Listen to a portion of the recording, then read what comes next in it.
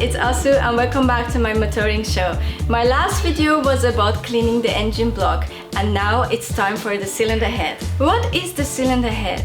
This part is mounted top of a cylinder. That's why called cylinder head. It's an important part of any engine. It's made out of alloy. It lots of valve and lots of spring in it and lots of bolts and screws, one or more camshaft. And in this video I'm going to show you how I fix my Campervan cylinder head. Let's check it out. After the first cleanup of the cylinder head, we go down to Mark's department to take the cylinder head apart. It's a great place here with a lot of handy machines. First we take all valves out. They're really dirty and need a good cleanup.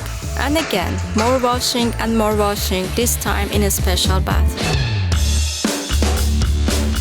My next job is to sandblast all this valve free of the carbon. After this, I clean and polish the valve shaft and finally each valve is grounded on the machine for a proper sealing to the valve seat. There are many different types of cylinder heads. My one is typical old-fashioned indirect injection head used on older diesel engine. Mark now leveled the cylinder head straight and we can start cutting the valve seat. The counterpart of the valve is the valve seat. With only 8 valves, this is done quickly. After this, handwork is on. I need to grind the valve in order to achieve a perfect fitting. As better I grind, as better it will be. Before we resurface the cylinder head, we have to square it up. We can't just plunk a head onto a fixture, clamp it down and start milling.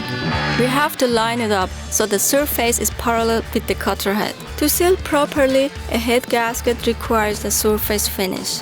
The quality and smoothness of the surface finish requires the use of the correct fit rate and speed for the type of tools Mark is using. And again, handwork is on for the finishing.